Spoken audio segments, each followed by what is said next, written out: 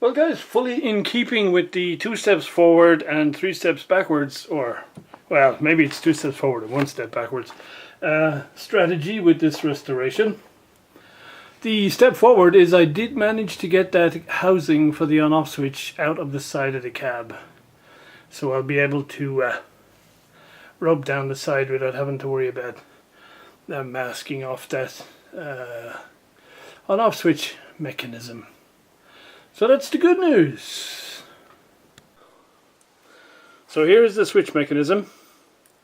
And the bad news is the little piece of Paxilin with the 2 moving contacts on it snapped off when I went to brush it clean with some acetone and whatever to clean it up. I will draw your attention to the fact that it's held on at 2 places, one here and one here. This one here is max, I don't know, 2 mil wide. I'm not even sure if this side is a mil wide. So when it comes to design criteria number whatever, here's another justifiable reason for summarily dismissing the engineer. Okay, now this one is going to be tricky. I'll zoom in and see if I can show you the nature of the challenge here. Alright, so here is what's left of the mechanism. So there's an upright piece running up here, and an upright piece running up here, and glued, well, across the top was that piece that you saw broken off, and then up here at the top we have the contacts. This piece here is all one thing that goes around, and there's a hole in the center here, and maybe for other applications of this switch you need a shaft or something going through here, but for this particular one there's absolutely nothing goes through here. So it basically screws onto the back like this, so there's nothing coming through the shaft, this hole here.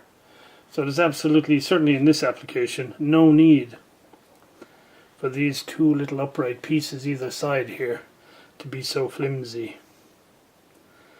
So the challenge now is, what do we do? How do we fix this? All of this stuff here is riveted, so I cannot, unless I can't really, because I wouldn't have the right type of rivet and I'd have no way of finding it to replace it. And I can't see that that I'd be able to get a bolt small enough that would do this, replace this little press stud here. So it would appear that it needs to be, if I'm going to somehow glue this back in, it's going to have to happen while it's inside the switch mechanism. So I've given it a good clean up, but I think to make sure this thing is completely degreased, what I'm thinking is I'll have to slide a sheet of wax paper underneath these 2 tangs here, line up this piece to go exactly in the right place, but make a reinforcing piece that overlaps the glue joint, because the glue joint is going to be tiny, and then runs across the bottom here and down the other side, and then all the way across here, because as I say, this hole does not need to be open. Which means I have to line this piece up carefully, and I might have to glue it in 2 stages, I don't know, because if I line it up like this, like it's lined up correctly now in the off position, but if I put a reinforcing piece over it, there's a good chance this thing is going to move and then be out of alignment by the time I'm done.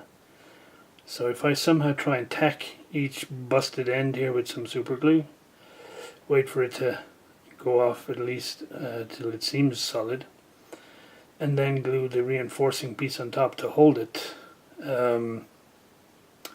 we may have a better chance of survival here. So yeah, Ain't this fun? Are we having fun yet or what with this thing? But yeah, when I saw that these two tiny little lugs here where that thing joined, I thought, who designed this thing? And what were they smoking at the time? Right, ultrasonic cleaner out, I think, and we'll put this thing in it and let it soak for a while.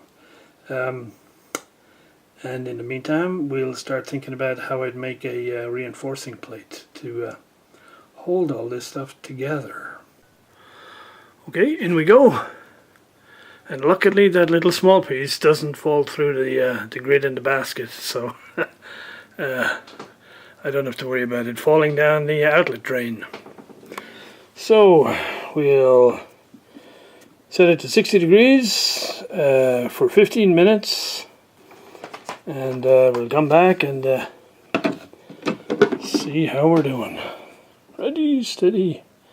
Oh, we can give it a degassing cycle first, I guess.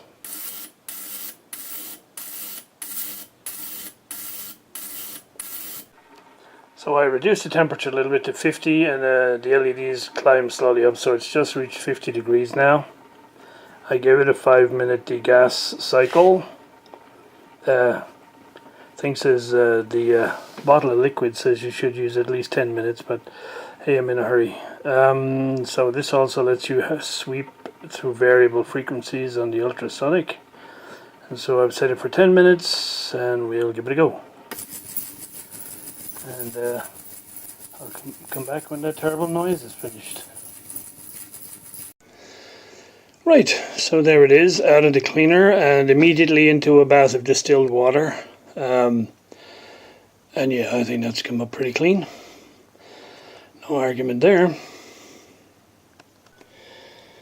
Okay, so I'm going to put this somewhere to dry thoroughly, probably over the next 24 hours, while I reflect on how I might glue that thing back together. But it certainly got rid of all that gunky grease and stuff that was in it. I think part of the problem was that a lot of the grease had started to turn to glue, because when I originally tried to clean it off the posts, none of the chemicals I had was having too much of an effect on it. I was having to scrape it off. So I think that might have been part of the problem there, but anyway, it is what it is, onward and upwards. Okay guys, I think I should have a watchmaking apprenticeship would come in handy for this. Anyway, here's what I did so far. So I put some wax paper underneath this sort of spider setup here. But then, because there are contacts underneath as well as on top here, these two pieces that I need to glue here and over here were not, if you like, in line, so I had to put something solid underneath to hold this piece and the little leg here to be sort of in line, so it would glue properly. And so I stuck a feeler gauge underneath with some more wax paper. I put 3 separate blobs of super glue on it, first the really light stuff and then 2 shots of medium. So I left it overnight and I thought, okay, either, if I'm lucky, the super glue will not have stuck to the paper and everything will be good, I can carry on. If I'm not lucky, I'll have just super glued this whole mechanism here together. But luckily it seems like at least this piece of paper is not, the glue has not stuck, so we're good. However, the challenge is, one side of this little spider thing here is glued. The other side needs to get glued right underneath here where it touches against the post, so I have to move the switch to the on position in order to get at the other side here.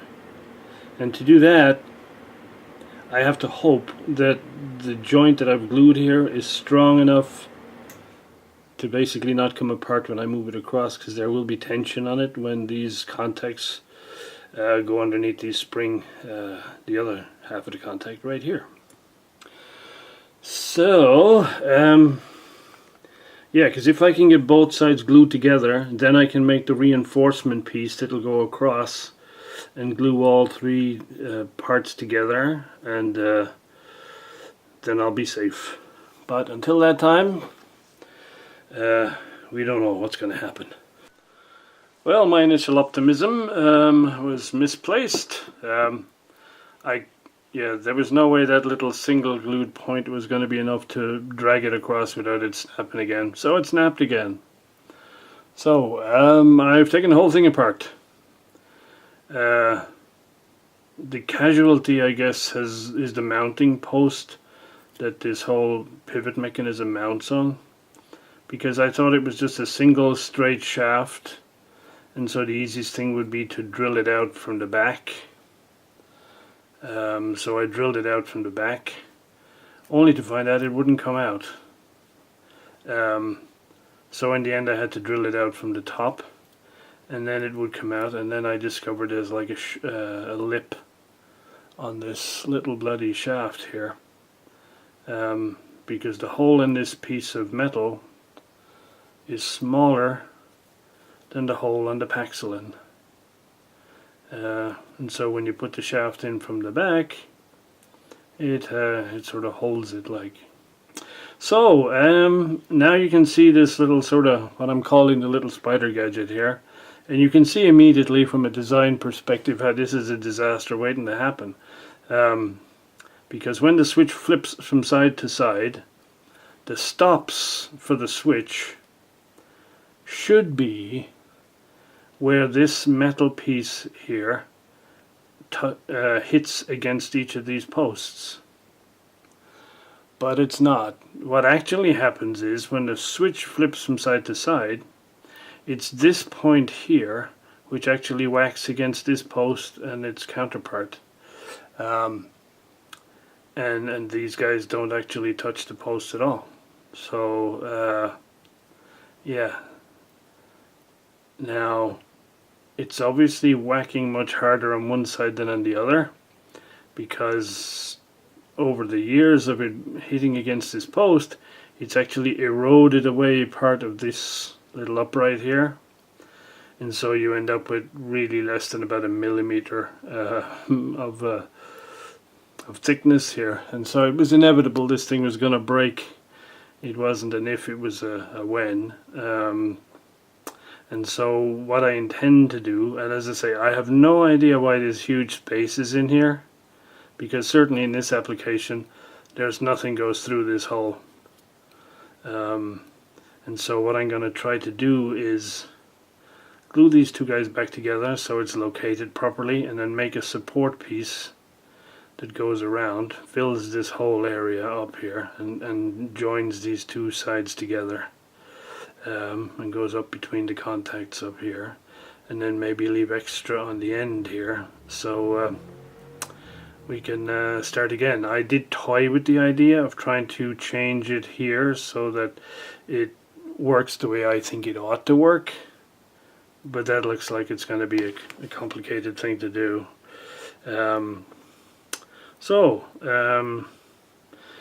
Yeah, there we go. So I'm pretty sure I'll be able to sort this out. Whether or not I'll be able to sort out this little shaft here, that's a whole other thing.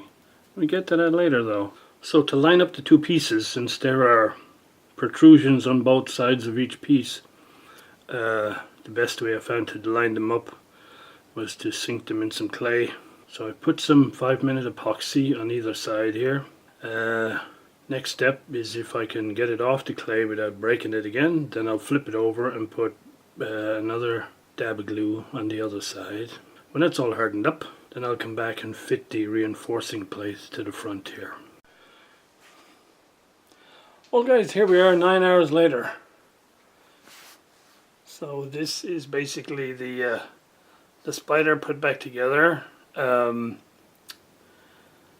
With a piece of old credit card cut to basically link the two thin side pieces and all across the top, so it's all like one big solid piece now. I still have to replace the rivet that goes down the top here. I have some ideas on that, so we remain optimistic, but finally That's in the on position, in the off position, and in the on position. To put it back together, once I had the contact piece reassembled and made, I discovered a number of things. One is that the rivet has to be fitted when you put this thing back together, because of its multiple diameters. If you just try to slide it in and then try and put the rivet through, that's not going to work. So when you put it over the rivet, you then have to get it underneath these two contacts. And so the only way I could get that done is I had to basically loosen one contact, swing it up out of the way, and I was able to finagle it underneath this one, get it seating on the rivet, and then rotate this one back in and refix it. So that worked. The hardest task of all by far was replacing these two little arms with the springs. It drove me nuts, basically. And the way I did it in the end was I put a piece of wire through the spring and then compressed the spring and tied the wire so that the spring was held compressed. And then I was able to feed the one end of that little rod through the bracket and fit the other one in here. Then flip the switch in the other position and do the same on the other side, and then release the two springs. It took a long time, trust me, it took a long time. So, okay, so I gotta redo the rivet. I could theoretically get away with it like this, but meh, it's taken so long to get this far. We'll go the rest of the way. Off position.